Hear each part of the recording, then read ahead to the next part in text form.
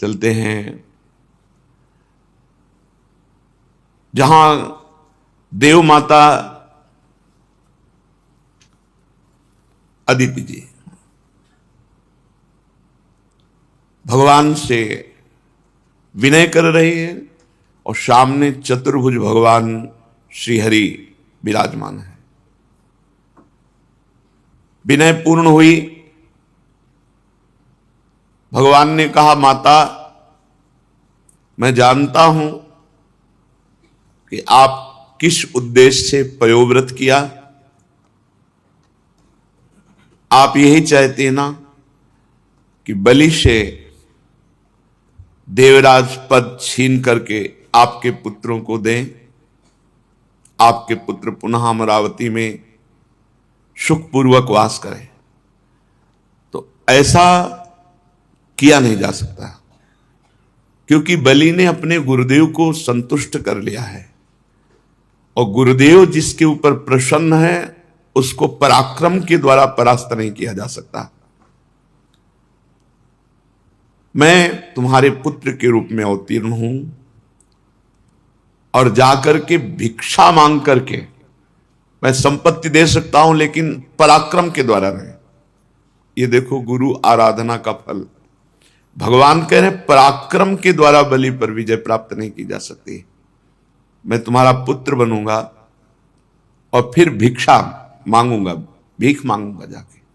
त्रिभुवन के स्वामी भगवान देव माता अदिति से ऐसा कहा। परीक्षित, भगवान जब ऐसा कह रहे थे तो उस समय तो शंख चक्र गदा और पद्म कमल धारण किए हुए थे। देखते देखते भगवान वामन के रूप में प्रकट हो गए। भगवान का जो भी अवतार होता है सब दिव्य चिदानंदमय होता है, पार्थिव नहीं है। अद्भुत रूप भगवान का वामन रूप, वामन छोटा रूप। कश्यप जी के घर का अंधकार नष्ट हो गया, दिशाएं निर्मल हो गई, नदी और सरोवरों का जल स्वच्छ हो गया। सबके हृदय में एक आनंद की बाढ़ आ रही है। सब ऋतुएं एक साथ प्रकट हो गई। स्वर्गलोक, अंतरिक्ष, पृथ्वी, देवता, द्विज, गौ, पर्वत, सबके हृदय में आनंद का उल्लास है। भगवान वामन जिस समय प्रकट हुए उस समय चंद्रमा श्रवण नक्षत्र पर थे। भाद्रपद मास के शुक्ल पक्ष की श्रवण नक्षत्र वाली द्वादशी थी। अभिजीत मुहूर्त में भगवान का जन्म हुआ। सभी नक्षत्र तारे भगवान के जन्म को मंगल में सूचित कर रहे थे। जिस तिथि में भगवान का जन्म हुआ था उसे विजया द्वादशी कहते हैं। जन्म के समय सूर्य आकाश के मध्य भाग में स्थित थे। भगवान के अवतार के समय शंख, ढोल, मृदंग, ढफ, नगाड़े आदि बाजे बजने लगे। तरह तरह के वाद्य बज रहे हैं। तुरही तुमुल ध्वनि कर रही। अप्सराएं प्रसन्न होकर नाचने लगी। श्रेष्ठ गंधर्व गाने लगे। मुनि, देवता, मनु, पितर, अग्नि स्तुति करने लगे। सिद्ध, विद्याधर, किम पुरुष, किन्नर, चारण, यक्ष, राक्षस, पक्षी, मुख्य मुख्य नागगण और देवताओं के अनुचर ये नाचने गाने एवं भूरी भूरी प्रशंसा करने लगे। देव माता अदिति के आश्रम को पुष्पों की वर्षा से ढक दिया। ऋषि मुनि गंधर्वादि ने अदिति जी को बहुत आनंद देखा। परम पुरुष परमात्मा सर्वाश्चर्य में स्वरूप धारण किए हुए विराजमान है। कश्यप जी भी भगवान को अपनी योग माया से शरीर धारण किए हुए देख विस्मित हो गए और कहने लगे, जय हो विश्वात्मा, आपकी जय हो। परीक्षित, भगवान स्वयं अव्यक्त एवं चित स्वरूप हैं। उन्होंने जो परम कांत में आभूषण एवं आयुधों से युक्त शरीर ग्रहण किया था वो देखते देखते अंतर ध्यान हो गया और भगवान वामन ब्रह्मचारी का रूप धारण कर लिया। ठीक वैसे ही जैसे कोई नट अपना वेश बदल ले, क्योंकि नटनागर अद्भुत लीला विहारी भगवान है। भगवान को वामन ब्रह्मचारी के रूप में देखकर महर्षियों को बड़ा आनंद हुआ। उन लोगों ने कश्यप प्रजापति को आगे करके जात कर्माद संस्कार करवाए। जब उनका उपनयन संस्कार होने लगा तब स्वयं गायत्री देवी सविता ने उन्हें गायत्री का उपदेश किया। देवगुरु बृहस्पति जी ने यज्ञोपवीत और कश्यप जी ने मेखला, पृथ्वी ने कृष्ण मृगचर्म, वन के स्वामी चंद्रमा ने दंड और माता आदित्य ने कौपीन कटिवस्त्र और आकाश ने वामन वेशधारी भगवान को छत्र दिया। अविनाशी प्रभु को ब्रह्मा जी ने कमंडल दिया, सप्तऋषि ने कुश दिया, सरस्वती जी ने रुद्राक्ष की माला समर्पित की। इस रीति से वामन भगवान का प्रकट होना और तुरंत उपनयन संस्कार होना। यक्षराज कुबेर ने उनको भिक्षा का पात्र दिया और जगत जननी अन्नपूर्णा भगवती उमा ने स्वयं भिक्षा दी। वटु वेशधारी भगवान वामन का सम्मान इस तरह से सब बड़े महाजनों ने किया। ब्रह्मर्षियों से भरी हुई सभा में अपने ब्रह्म तेज के कारण अत्यंत शोभायमान हुए वामन भगवान। भगवान ने स्थापित प्रज्वलित अग्नि को कुशों से परिसमूहन और परिस्तरण करके पूजा की, हवन किया, जो ब्रह्मचारी का नियम होता है। और उसी समय तैयार हो गए यशस्वी बलि, भृगुवंशी ब्राह्मणों के आदेशानुसार अश्वमेध यज्ञ कर रहे हैं, वहां जाकर के भिक्षा मांगना। यद्यपि भगवान समस्त शक्तियों से युक्त हैं, उनको क्या मांगना। जे ही भगवान चले मांगने के लिए, पृथ्वी पग पग पर नाच रही, क्योंकि भगवान के चरण चिन्ह से युक्त होती जा रही। नर्मदा के उत्तर तट पर भृगुकच्छ नाम का एक बड़ा सुंदर स्थान है, वहीं महाराज बलि यज्ञानुष्ठान कर रहे थे। मानो करोड़ों सूर्य एक साथ आ रहे हों, ऐसा तेज वामन भगवान का। दूर से ही सब ऋषि मुनि खड़े हो गए देखकर वामन भगवान को कि यज्ञ मंडप की तरफ तेजोमय भगवान।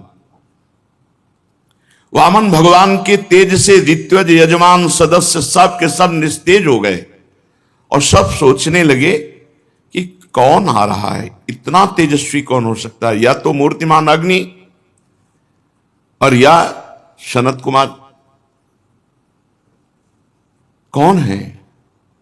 भृगु जी के पुत्र शुक्राचार्य अपने शिष्यों के साथ इसी प्रकार कल्पना कर रहे थे कि हाथ में छत्र दंड जल से भरा कमंडल लिए हुए वामन भगवान अश्वमेध यज्ञ के मंडप में प्रवेश किया। कमर में मूंज की मेखला है, गले में यज्ञोपवीत धारण किए हुए हैं, बगल में मृगचर्म है, सिर पर जटा और बौना स्वरूप ब्राह्मण के वेश में ब्रह्मचारी भगवान यज्ञ मंडप में प्रवेश किए तो सब भृगुवंशी ब्राह्मण निस्तेज हो गए, निष्प्रभ हो गए। सब के सब अग्नियों के सहित खड़े होकर वामन भगवान का स्वागत सत्कार किया। भगवान के लघु रूप वैसे ही अंग प्रत्यंग बड़े दर्शनीय, सब लुभायमान हो रहे हैं। बलि का हृदय तो नाच पड़ा कि हमारी यज्ञ पूर्ण हो गई। एक उत्तम आसन दिया और वामन भगवान से विनय की, विराजो। फिर बलि ने अभिनंदन किया, पात्र मंगाया, चरण पखारे भगवान के। आहा, पांव पखार कर चरणामृत पिया, माथे पे धारण किया। फिर वामन भगवान की पूजा की। प्रतिपल बलि के हृदय में एक अद्भुत आनंद, भगवान के चरण कमलों का जो चरणामृत पान किया तो वैसे ही निष्पाप हो चुके थे बलि, क्योंकि 100 अश्वमेध यज्ञ। जिस चरणामृत को स्वयं देवादिदेव चंद्रमौली भगवान शंकर अत्यंत भक्ति भाव से अपने सिर पर धारण करते हैं, वही चरणामृत धर्म के मर्मज्ञ राजा बलि ने जब मस्तक पर धारण किया तो अनुभव में आ गया कि ये कोई साधारण नहीं है, ये या तो स्वयं भगवान है या इस छद्म भेष में कोई महापुरुष पधारे हुए हैं। बलि ने हाथ जोड़कर कहा, ब्राह्मण कुमार स्वागतम ते नमस्तुभ्यम ब्रह्मन् किं करवाम ते ब्रह्मर्षीणाम तपः साक्षान् मन्ये त्वार्यवपुर्धरम् अद्य नः पितरस्तृप्ता अद्य नः पावितं कुलम् अद्य स्विष्टः क्रतुरयम् यद भवानागतो गृहान। स्वागतम स्वागतम, स्वागत है आपका, स्वागत है, नमस्कार नमस्कार, आपको बार बार नमस्कार। आज्ञा कीजिए, मैं आपकी क्या सेवा करूं। आज मुझे ऐसा जान पड़ता है कि बड़े बड़े ब्रह्म ऋषियों की तपस्या ही स्वयं मूर्तिमान होकर वामन के रूप में मेरे सामने आई है। आज मैं धन्य हो गया, आप यहां पधारे, आज मेरे पितर तृप्त हो गए, आज मेरा कुल वंश पवित्र हो गया, आज मेरा यज्ञ सफल हो गया। हे वामन ब्राह्मण कुमार, पता नहीं आपके पांव पखारने से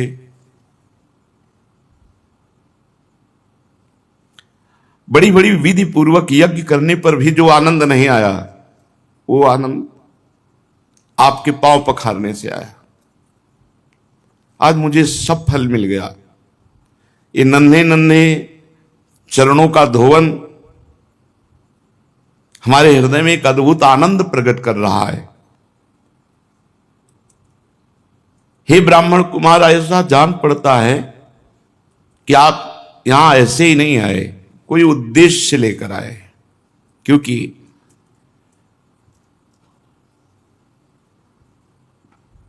आपके चेहरे से पता चलता है कि आप कुछ मांगना चाहते हैं, कुछ उद्देश्य लेकर आए। पूज्य ब्रह्मचारी, आप जो आज्ञा करेंगे उसकी पूर्ति होगी। गाय, सोना, सामग्री, सुसज्जित घर, पवित्र अन्न, पीने की वस्तु, विवाह योग्य ब्राह्मण की कन्या, संपत्ति से भरे हुए गांव, नगर, राज्य, जो चाहे वो ले लीजिए, अवश्य ही मैं आपको दूंगा, क्योंकि आज मेरा परम मंगलमय है। आप पधारे, इससे परम मंगल। आप जो चाहे। राजा बलि के वचन धर्म भाव से भरे, बड़े मधुर थे। उन्हें सुनकर भगवान वामन प्रसन्न मुद्रा में अभिनंदन करते हुए कहा, राजन, आपने जो कहा कि ये वस्तुएं, तो ये आपके कुल परंपरा के अनुरूप है, धर्म भाव से परिपूर्ण है, यश को बढ़ाने वाला है, परलोक में हितकारी है, और ऐसा आपके मुख से शोभा भी दे रहा है, क्योंकि भृगुपुत्र शुक्राचार्य जी को गुरु मानकर, परम प्रमाण मान करके आप आराधना कर रहे हैं, और जिसके कुल वृद्ध पितामह परम शांत प्रहलाद जी हों, उसके मुख से ऐसे निकलना स्वाभाविक ही ठीक है। आपकी वंश परंपरा में कोई धैर्यहीन या कृपण पुरुष कभी नहीं हुआ। ऐसा कभी तुम्हारे वंश में नहीं हुआ जिससे मांगा गया हो और वो देने में पीछे हट गया हो। एक बार किसी को देने की प्रतिज्ञा करके मुकर गया हो, ऐसा तुम्हारे वंश में नहीं है। दान के अवसर पर याचकों की याचना सुनकर और युद्ध के अवसर पर शत्रु की ललकार सुनकर मुंह मोड़ लेने वाला कायर आपके वंश में कोई हुआ ही नहीं है। क्यों न हो, आपकी कुल परंपरा में प्रहलाद अपने निर्मल यश से वैसे शोभायमान है जैसे आकाश में चंद्रमा।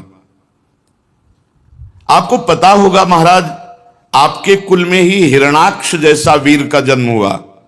वो वीर जब हाथ में गदा लेकर अकेला दिग्विजय के लिए निकला तो सारी पृथ्वी में उसका कोई जोड़ नहीं मिला। तब भगवान श्री हरि जल में से पृथ्वी का उद्धार करने गए थे तो सामने देखा कि हिरणाक्ष गदा लिए हुए विजय प्राप्त की। पर हिरणाक्ष की शक्ति का आज भी हरि बार बार स्मरण करते हैं।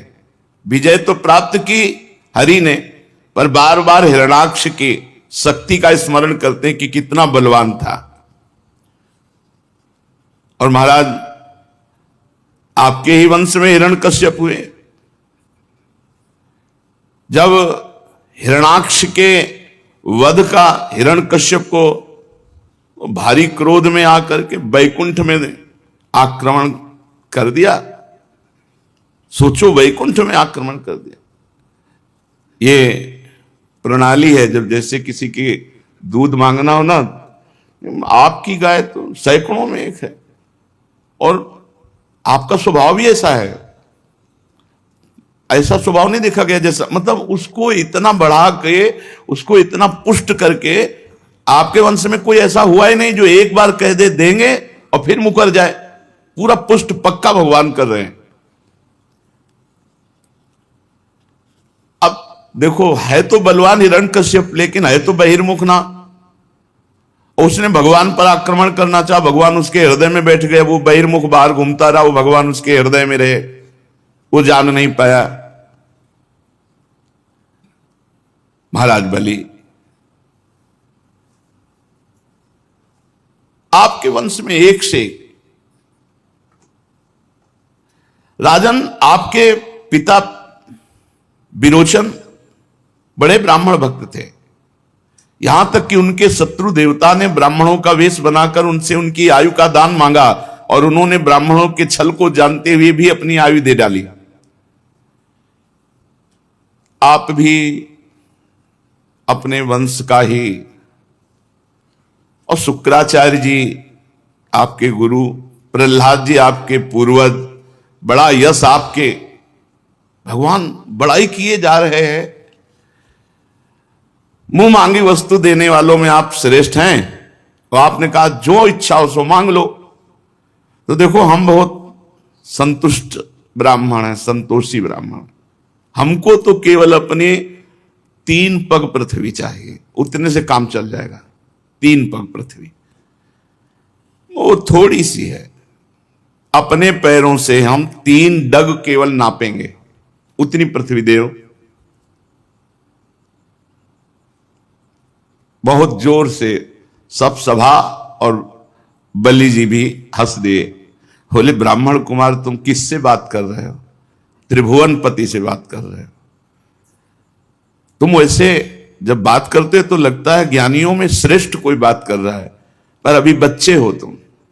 फिर तुमसे कह रहा हूं, नगर का नगर मांग लो, राज्य का राज्य मांग लो।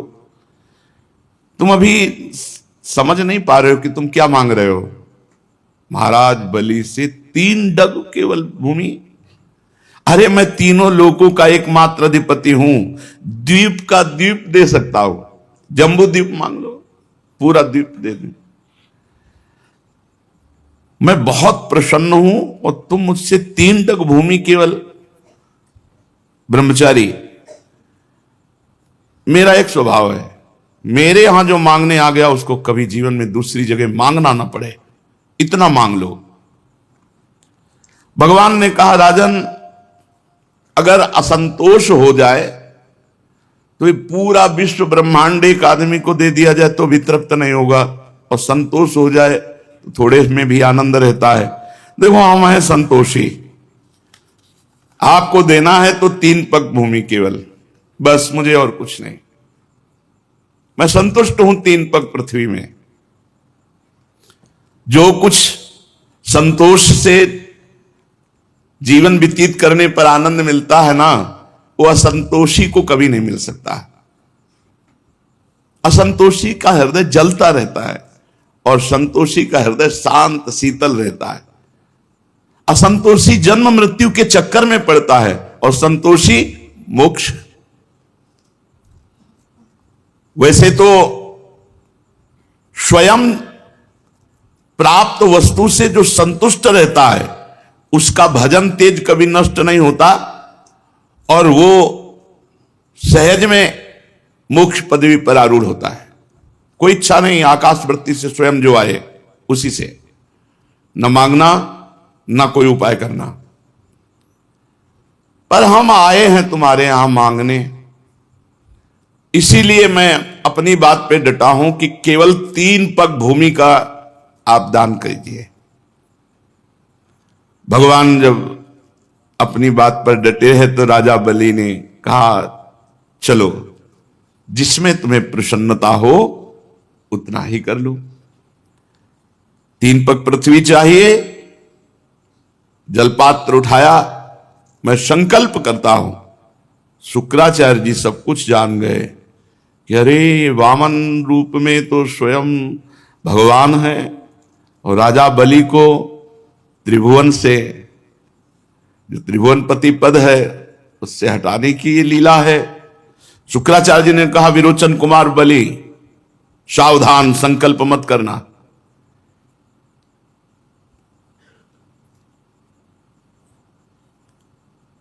ये स्वयं अविनाशी भगवान श्री हरि हैं। ये बड़े छलिया हैं। ये अपने शरणागत देवताओं का काम बनाने के लिए तुम्हारे सामने मीठी मीठी बातें कर रहे हैं। मैंने ध्यान के द्वारा देख लिया, अदिति देव माता ने आराधना की और उनके गर्भ से अवतीर्ण हुए हैं। महान अनर्थ हो जाएगा अगर 3 पग पृथ्वी का दान देने का संकल्प कर लिया, और ये आप पर ही नहीं संपूर्ण दैत्यों पर अन्याय होगा, और मैं बिल्कुल इसे ठीक नहीं मानता हूं। ये ब्रह्मचारी बनकर बैठे हुए जानते हो, तुम्हारा राज्य, ऐश्वर्य, लक्ष्मी, तेज, विश्व विख्यात कीर्ति सब कुछ एक क्षण में अपहरण करके इंद्र को दे देंगे। अरे ये विश्वात्मा है, तुम 3 पग भी नहीं पूरे कर पाओगे। मूर्ख, जब अपना सर्वस्व छिन जाएगा तो तेरे परिवार का, तेरे राज्य का कैसे जीवन निर्वाह होगा। अरे ये विश्वव्यापक है, इनको ऐसा मत देख कि ये छोटे से बामन भगवान बैठे हुए। ये विश्वव्यापक विश्वात्मा है, इनका विशाल शरीर इसमें छुपा हुआ है। वो जैसे कितना बड़ा नहीं होता नपना है, छोटा हो जब बड़ा हो कितना लंबा होता है। तो भगवान छोटे से रूप में जब शुक्राचार्य, मैं जानता हूं इनको, मैं इनको जानता हूं, शुक्राचार्य जी के, मैं इनको जानता हूं। तुम 3रा पग पूरा नहीं कर सकते। जब पूरा ना कर पाओगे तब तुम्हारी दुर्दशा हो जाएगी। प्रतिज्ञा पूरी ना करने का तुम्हें पाप लगेगा और तुम नरक जाओगे। इसलिए तुम्हें संकल्प करना ही नहीं है, मेरी आज्ञा है। विद्वान पुरुष उस दान की प्रशंसा नहीं करते जिसके बाद जीवन निर्वाह के लिए कुछ बचे ही नहीं। जिसका जीवन निर्वाह ठीक ठीक चलता है वही संसार में दान, यज्ञ, तपस्या और परोपकार के कर्म कर सकता है। धन के 5 हिस्से लगाने चाहिए। एक हिस्सा धर्म के लिए, गुप्त, कोई जाने ही नहीं तो धर्म माना जाएगा। और एक हिस्सा यश के लिए, जो सब जाने कि हां इतना दान किया है। और एक हिस्सा जिससे धन आ रहा है उस धन की अभिवृद्धि के लिए, बढ़ाने के लिए। और एक हिस्सा अपने परिवार के भोग के लिए। और एक हिस्सा आए हुए अतिथि, स्वजन, रिश्तेदार, नातेदार, पशु पक्षी, इनकी सेवा के लिए। जो अपने धन के 5 हिस्से करता है वो इस लोक और परलोक में दोनों जगह सुख पाता है। असुर शिरोमणे, यदि तुम्हें यह चिंता हो कि तुम्हारी प्रतिज्ञा टूट जाएगी तो मैं इस विषय में तुम्हें कुछ ऋग्वेद की श्रुतियों का आश्रय सुनाता हूं। श्रुति कहती है किसी को कुछ देने की बात स्वीकार कर लेना सत्य है, और नकार जाना अर्थात अस्वीकार कर देना असत्य है। पर यह शरीर एक वृक्ष है, सत्य इसका फल फूल है, और जब वृक्ष ही न रहे तो फल फूल क्या करेंगे। इसलिए नकार जाना, अपनी वस्तु दूसरे को न देना, दूसरे शब्दों में अपने लिए भोग के लिए संग्रह बचाए रखना, इस शरीर रूपी वृक्ष का मूल है। इसलिए इतना उचित है कि ना कर दो, नहीं दे पाएंगे। शुक्राचार्य जी अपने शिष्य को नीति का वर्णन, प्रीति का नहीं वर्णन कर रहे हैं।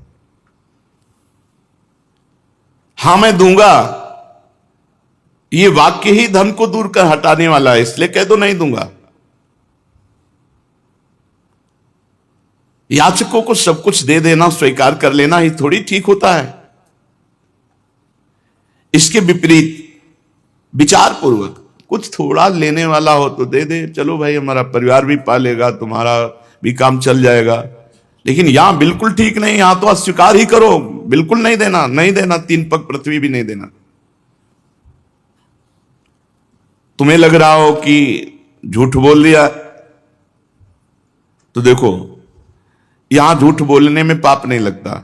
जब अपनी स्त्री को प्रसन्न करने के लिए, तो झूठ बोलने में कोई बात नहीं। शुक्राचार्य जी महाराज प्रमाण दे रहे हैं। और हास परिहास में बोला गया झूठ, किसी के प्राण बचाने में बोला गया झूठ, और किसी जीवन रक्षा, प्राण संकट, गौ ब्राह्मण इनके हित में बोला गया, ये पापकारी नहीं होता है।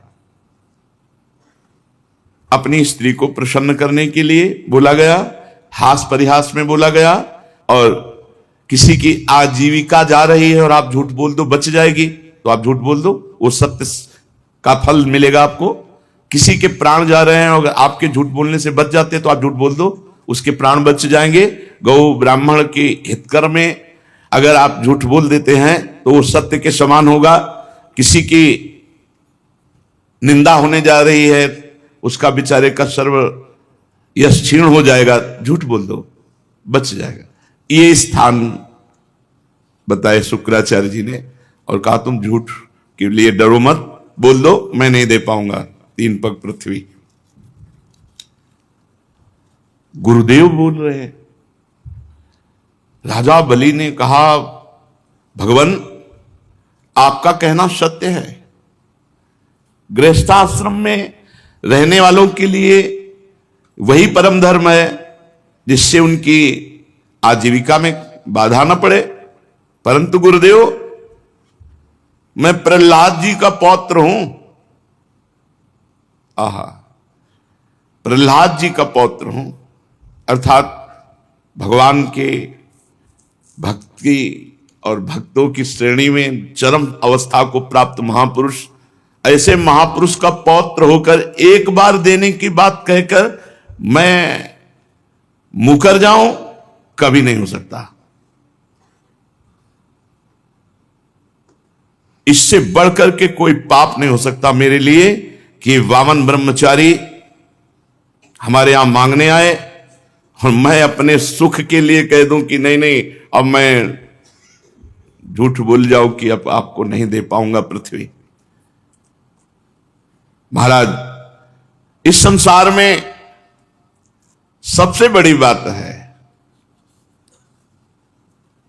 आए हुए अतिथि का, शरणागत का पूर्ण रूप से स्वागत करना सबसे बड़ी बात है। दधीची अपने हड्डियों को, जीवन को दे दिया, सिवी काट काट के मांस दे दिया कबूतर की रक्षा के लिए। इन महापुरुषों ने दुष्ट प्राणों को दान कर दिया। ये तो पृथ्वी मांगने आए हैं, और इस पर हम विचार, सोच विचार इतनी गहराई से नहीं। महाराज, गुरुदेव, ऐसे लोग संसार में बहुत नहीं देखे जाते जो देने की बात कह करके डटे रहें, युद्ध में जो कभी पीठ ना दिखाएं और जिनके घर से कभी भिक्षुक वापस नहीं गया, ऐसे ज्यादा नहीं देखे जाते। शतपात्र प्राप्त हो और धन का दान कर दे, इससे बढ़कर लाभ क्या हो सकता है। गुरुदेव उदार करुणाशील पुरुष अपात्र याचक की कामना पूर्ण करके भले दुर्गति भोगना पड़े स्वीकार करते हैं।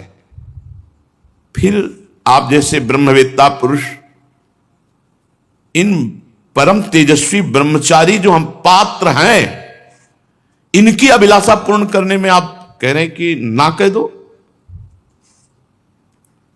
और आपने संकेत किया कि ये वरदानी भगवान श्री हरि हैं, तब तो और मैं उत्साहित हो गया कि त्रिभुवन के स्वामी होकर के ये भिक्षुक बन करके हमारे सामने आए हैं। अरे ये तो अपने पराक्रम से भी ले सकते थे। जब ये त्रिभुवन के पति होकर के भिक्षुक बन करके आए हैं तो इनको अवश्य अवश्य अवश्य दान करूंगा। मेरे अपराध को क्षमा करो कि मैं आपकी आज्ञा का उल्लंघन कर रहा हूं। ये अधर्म से मुझे बांध लें, मेरा अनिष्ट करें, मुझे भयभीत करें, मैं विचलित नहीं होऊंगा। ये पवित्र कीर्ति भगवान श्री हरि ही क्यों ना हो, ये अपना यश खोना नहीं चाहेंगे। अगर ये मांगने पर उतर गए हैं तो ये छीन भी सकते हैं। और अगर कोई दूसरा हमसे छल करना चाहे तो ये समझ लो मैं आपकी कृपा से इतना बलशाली हूं कि मेरे बाण की चोट खाकर सदा के लिए वो सो जाएगा। मैं गुरुदेव आपकी बात नहीं मानूंगा। शुक्राचार्य जी ने देखा कि शिष्य तो अश्रद्धालु हो गया, हमारी बातें ही नहीं मान रहा और ऋग्वेद और हर वेद के उपदेश दे रहे हैं। संकल्प बाद में हुआ, साप पहले मिला। यतज्ञ विस्मय परिणामे अमृतोपमम्। ये बात ध्यान रखो, सतमार्ग में शुरुआत में जे भी चलोगे तो विपरीतता आ जाएगी। देखो अभी संकल्प नहीं किया और शुक्राचार्य जी ने हाथ में जल लिया और कहा मैं शाप देता हूं,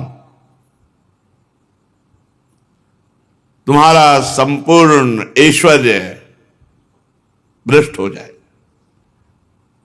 तुमसे छिन जाए, तुम ऐश्वर्यहीन हो जाओ। गुरु की आज्ञा का उल्लंघन। सत्य प्रतिज्ञ उदार इस साप के योग्य नहीं थे महाराज बलि, कोई अपराध नहीं था। शुक्राचार्य जी ने कहा मूर्ख अज्ञानी, तू अपने को बड़ा ज्ञानी मानता है, तू मेरी उपेक्षा करके गर्व कर रहा है, बार बार मेरी आज्ञा का उल्लंघन कर रहा है, इसलिए जा शीघ्र तू अपने ऐश्वर्य को खो दे, लक्ष्मी खो दे। राजा बलि बड़े महात्मा स्वभाव के थे। गुरुदेव का शाप सिर पर स्वीकार किया और दंडवत की, पर वो इस बात में नहीं डिगे 3 पग पृथ्वी देने के लिए। वामन भगवान की विधि पूर्वक पूजा के हाथ में जल लेकर 3 पग भूमि का संकल्प कर दिया। उसी समय राजा बलि की पत्नी विंध्यावली जो मोतियों के गहनों से सुसज्जित थी वहां आई और अपने हाथों से वामन भगवान के चरण पखारने के लिए जल से भरा हुआ स्वर्ण का कलश ला कर दिया। बलि ने पुनः दोबारा भगवान के चरण धोए और चरणों का वह विश्व पावन जल अपने सिर पर चढ़ाया। देवता लोग ये देख करके, सौभाग्य इतना बलि का देख के कि हमको राज्य तो मिलेगा ही अब, क्योंकि भगवान ने ठान लिया है, लेकिन जो बलि को मिल रहा है वो मुझे नहीं मिला, बलि आगे ही रहेंगे। देवता लोग पुष्पांजलि बलि के ऊपर चढ़ाने लगे कि धन्य है राजा बलि, तुम्हारा अलौकिक कार्य धन्य है। अब जे ही संकल्प हो गया तो बड़ी अद्भुत घटना घटी। यज्ञ मंडप के बाहर एक चरण जे ही बढ़ा तो बस बढ़ते ही चला गया। सब आश्चर्यचकित। वामन भगवान का पृथ्वी, आकाश, दिशाएं, स्वर्ग, पाताल, समुद्र, पशु पक्षी, मनुष्य, देवता, ऋषि सब समाते चले जा रहे हैं। भगवान का चरण बढ़ता चला जा रहा है। सब ऋषि मुनि आश्चर्यचकित है। इतना बड़ा भगवान का रूप हो गया कि चरण तल में रसातल, चरणों में पृथ्वी, पिंडलियों में पर्वत, घुटनों में पक्षी, जांघों में मरुदगण बढ़ता। भगवान के विशाल स्वरूप का कौन वर्णन करे। सर्वात्मा भगवान संपूर्ण जगत को नाप लिया। भगवान का उसी समय सुदर्शन चक्र गरजते हुए, भयंकर टंकार करने वाला सारंग धनुष, पांचजन्य शंख, कौमोद की गदा, 100 चंद्राकार चिन्हों वाली ढाल, विद्याधर नाम की तलवार, अक्षय बाणों से भरे 2 तरकस, लोकपालों के सहित भगवान के सुनंदादि पार्षदगण ये सब उपस्थित हो गए।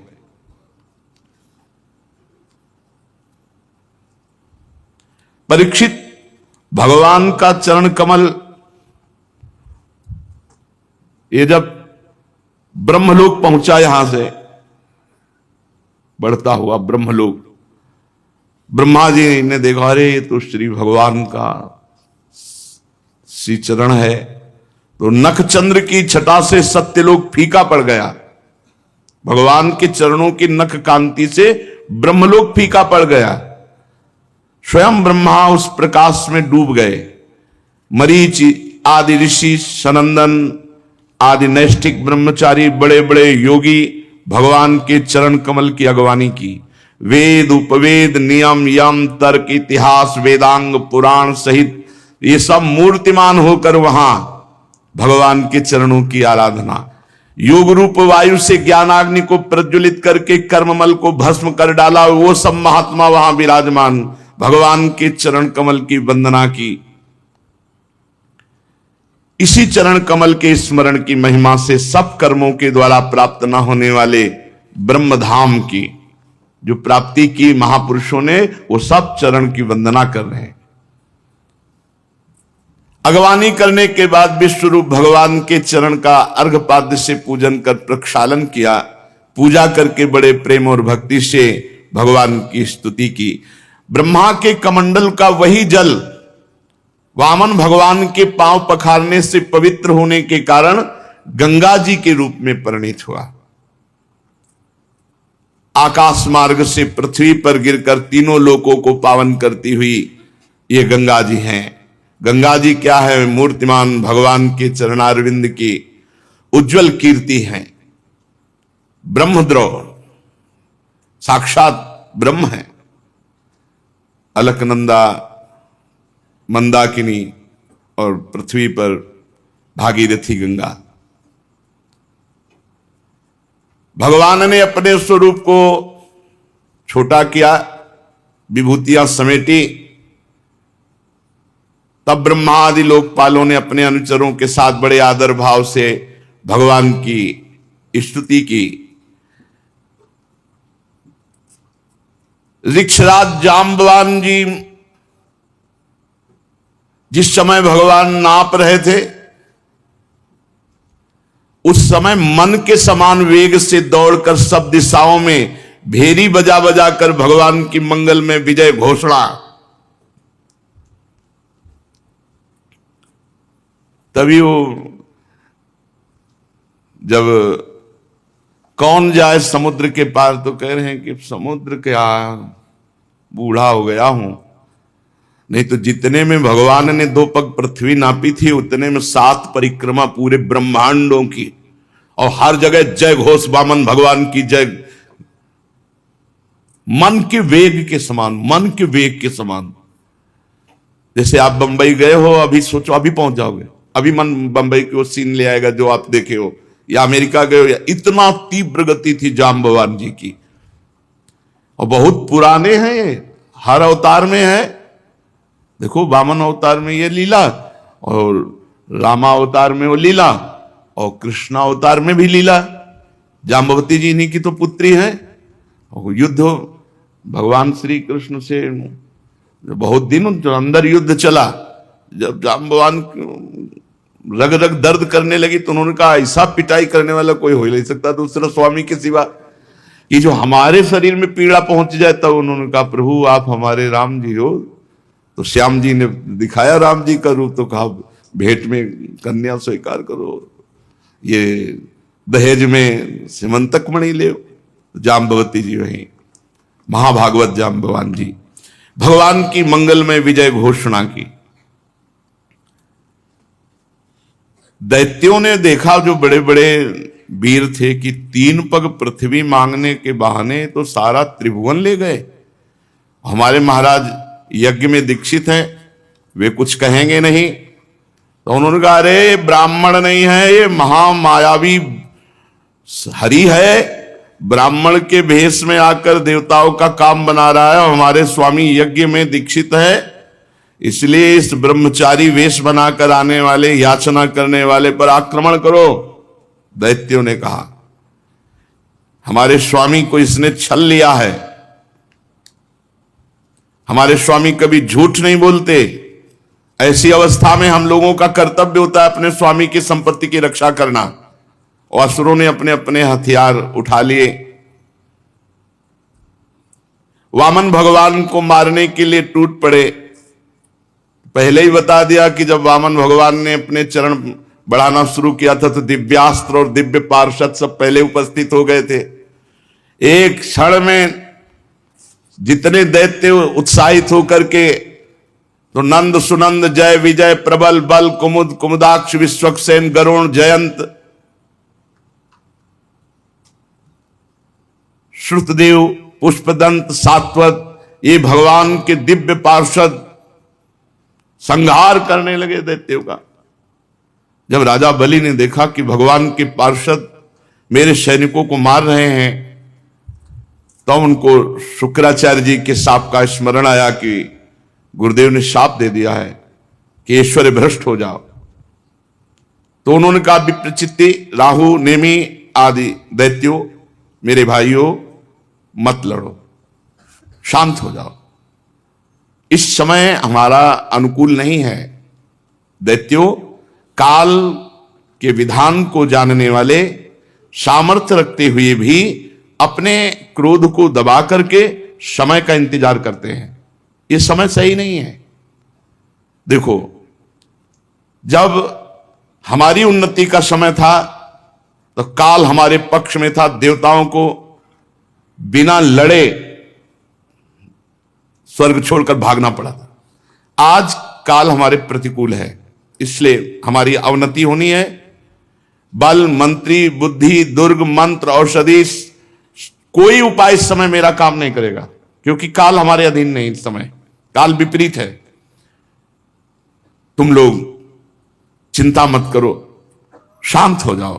दैव काल जब हमारे अनुकूल होगा तब हम पुनः इंद्र पद प्राप्त करेंगे। परीक्षित अपने स्वामी बलि की बात सुनकर भगवान के पार्षद विजयश्री और दानों भाग गए। भगवान ने पक्षीराज गरुण से कहा कि बांधो इस बलि को, वरुण पास में बांध दो। ये बहुत कष्टप्रद पास होता है, प्रतिपल प्राणों को कष्ट देता है। बांध दिया गया, वरुण पास में बलि को बांध दिया। वैसे बिल्कुल विचित्र लीला है इनकी। देखो, जब केवल इनको कोई पकड़ना चाहता है कि मुझे केवल भगवान चाहिए, तब ये बात बहुत हिम्मत करके चलना है। केवल भगवान के लिए बहुत हिम्मत करनी है। गुरु ने मना किया, बलि ने नहीं माना, भगवान को दे दिया, तो प्रशंसनीय। भगवान ने यहां प्रशंसा नहीं की, कहा बांधो इसको। गरुण जी को आदेश किया, तुरंत वरुण पास में बांध दिया। अब तो आकाश में समस्त दिशाओं में कि गलत है, गलत है।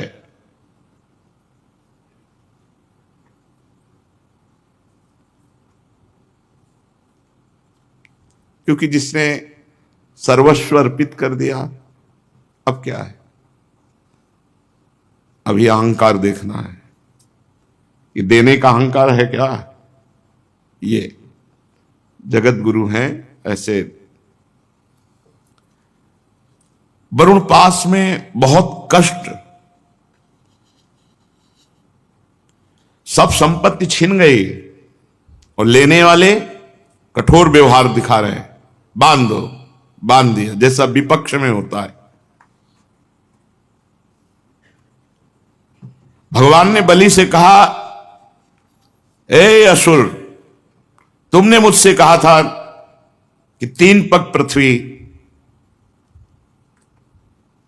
तो 2 पग में हमने समस्त ब्रह्मांडों को नाप लिया। बोल अब तीसरा पग कहां से देगा? पूरा कर। जहां तक सूर्य की गर्मी पहुंचती, जहां तक नक्षत्र, चंद्रमा, किरणें, बादल बरसते, सब नप गया। तेरे देखते देखते मैंने पैर से भूल लोग, आकाश, दिशाएं, स्वर्गलोक, महरलोक, जनलोक, तपलोक, सत्यलोक सब नाप लिया। बोल तीसरा पग अगर नहीं देगा तो तुझे नरक में डालूंगा।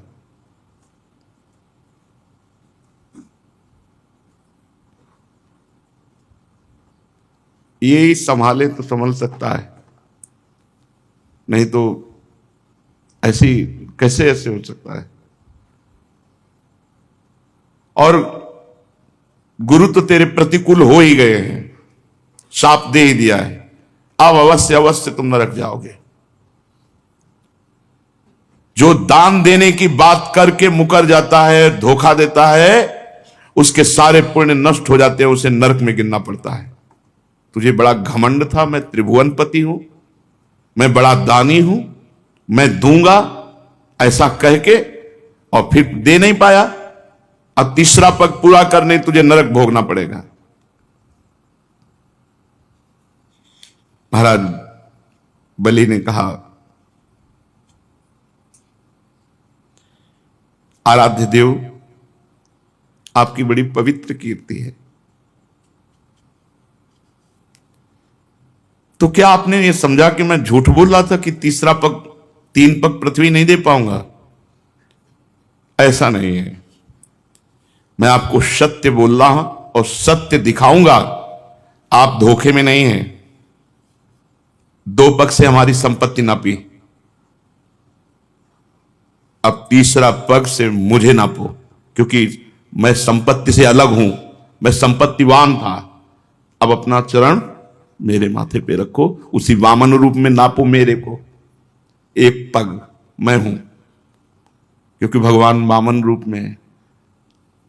मैं झूठ नहीं बोला था, और यह भी नहीं कह रहे कि आपने छल किया है।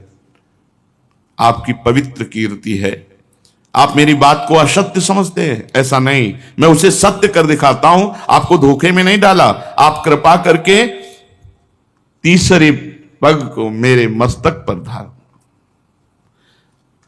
और ये नरक में जाने का भय किसी और को दिखाओ, हमें नहीं। देखो, ये भक्त का हृदय होता है। आप मुस्कुरा रहे हो ना, मुझे दुख भरे पास में बांध करके, मुझे कोई दुख नहीं है इससे। आप ऐसा दिखा रहे हो ना कि मेरे पास अब फूटी कौड़ी भी नहीं बची है, गुरु भी विपरीत हैं, और आप भी मुझे दंड दे रहे हैं, इस पर मुझे बिल्कुल कोई भय नहीं है। मैं डरता हूं तो केवल इस बात से कि मुझसे कोई त्रुटि ना हो जाए, अपराध ना बन जाए। अपने पूजनीय गुरुजनों के द्वारा जो दंड दिया जाता है वो तो पावन करने वाला होता है, और मैं ऐसा दंड चाहता हूं, क्योंकि ऐसा दंड ना माता पिता भाई बंधु नहीं दे सकते, वो तो गुरुजन ही दे सकते हैं।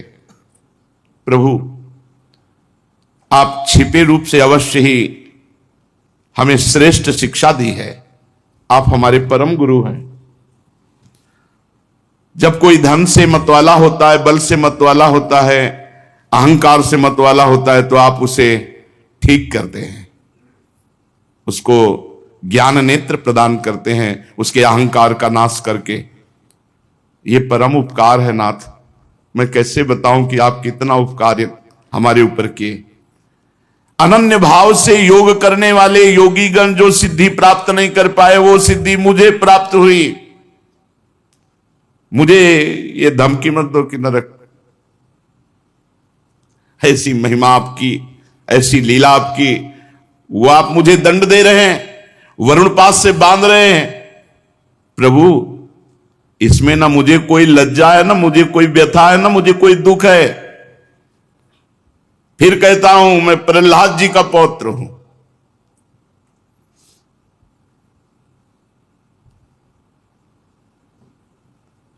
कितना कष्ट दिया गया प्रहलाद जी को, लेकिन अपनी निष्ठा से विचलित नहीं हुए। यही है भक्ति का स्वरूप, यही है कि स्वयं हम जिसकी भक्ति कर रहे हैं वही हमारे विपरीत अगर लीला करने लगे तो भी हमें उनको नहीं छोड़ना। ये बड़ी परिपक्व अवस्था भक्ति की होनी चाहिए। देखो, सब कुछ समर्पित है, अब आपके सिवा कोई है नहीं, और आप ही विपरीत हो, गुरु भी विपरीत हो गए, सब विपरीत हो गए, तो आप कम से कम आप तो विपरीत ना होइए।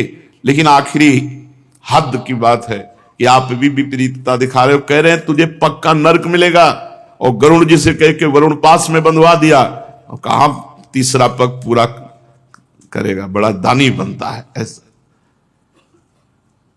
ये जैसे जादूगर की हर चाल को जमूरा जानता है, ऐसे ही भगवान की भक्ति में इतनी सामर्थ्य है कि भगवान की हर चाल को पहले ही भक्त के अंदर भक्ति समझा देती कि ऐसे से ऐसे चलना है। इसीलिए भक्ताधीन भगवान को कहा गया है। भक्ति के भाव में भरकर भगवान अजित को जीत ले, वो भक्ति है। इसलिए भगवान की भक्ति में इतनी सामर्थ्य है कि जो न योगी, न तपस्वी, न ज्ञानी कभी भगवान को अधीन कर नहीं पाए, वो भक्तों के पीछे डोले हैं, भक्तों के पीछे डोले हैं। भक्तन पाछे यो फिरत जीव बछड़ा संग गाय, भक्ताधीन मनः पूज्य गोपाल शास्त्र नाम। भक्ता अधीन प्रहलाद जी की मेरे पितामह हैं, सारे जगत में प्रसिद्धि है। किस बात से? कि आपके भक्तों में सर्वश्रेष्ठ है। प्रभु, मैं उन्हीं का पौत्र हूं। आप चाहे जितना विपरीतता करें, हमारी भक्ति में फर्क नहीं पड़ सकता। ये हमारी भक्ति इतनी पुष्ट होनी चाहिए कि बोले हमारी अब श्रद्धा नहीं रह गई। किस बात की? जहां ऐसी परिस्थिति है कि श्रद्धा नहीं रह जाना चाहिए, वहां देखो भक्ति कैसे है। ये विनोद भरी बात किसी और को कहो जाकर, क्योंकि डर जाएगा कि तुम्हें नरक मिलेगा। भगवान कह रहे हैं तुम्हें नरक मिलेगा, अब तो पक्का मिलेगा, तो डर जाना चाहिए। भगवान वरुण पास में बांध रहे हैं, भगवान विपरीतता दिखा रहे हैं, लेकिन फिर भी भक्त अपनी स्थिति में है। प्रभु, हमने निश्चय कर लिया शरीर एक न एक न दिन छूटेगा, सब छूटेगा। फिर शरीर के लिए या यश कीर्ति के लिए आपको क्या छोड़ना? आपको पकड़े ये सब छूटेगा। लौकिक दृष्टि से आप कुछ भी कहें, लेकिन अंतर्दृष्टि से आप देखें, अंतर्दृष्टि से। प्रभु,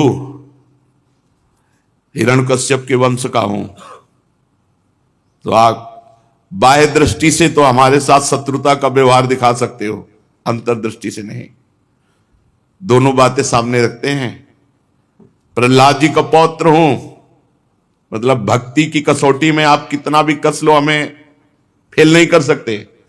और ये जो बाहर लीला कर रहे हो गलत है नहीं, क्योंकि हिरण्यकश्यप हमारे ही पितर है, तो आपसे द्रोह करते थे, तो आप द्रोह की लीला हमसे करोगे, कर लो। पर अंतर्दृष्टि से देखो आप, बलि ऐसा बोल ही रहे थे, मुख में भगवान नाम, आंखों में अश्रु, प्रहलाद जी पधारे। राजा बलि ने देखा कि मेरे पितामह बड़े तेज संपन्न और मुस्कुरा रहे हैं, कमल के समान कोमल नेत्रों से अश्रुबिंदु टपक रहे हैं। वरुण पास में बलि बंधे हुए, इसलिए जैसा प्रहलाद जी के आने पर आदर करते थे वैसा नहीं कर पाए, केवल नेत्रों से। प्रहलाद जी ने देखा भक्तवत्सल भगवान वहां विराजमान है, सुनंद नंदादि पार्षद सेवा कर रहे हैं। प्रहलाद जी तो वैसे ही पुलकित अश्रु प्रवाह, लेकिन जब देखा कि बलि जी पर इतनी कृपा, तो साष्टांग भगवान के चरणों में लौट गए और फिर जो भगवान से वार्ता हुई वो आगे।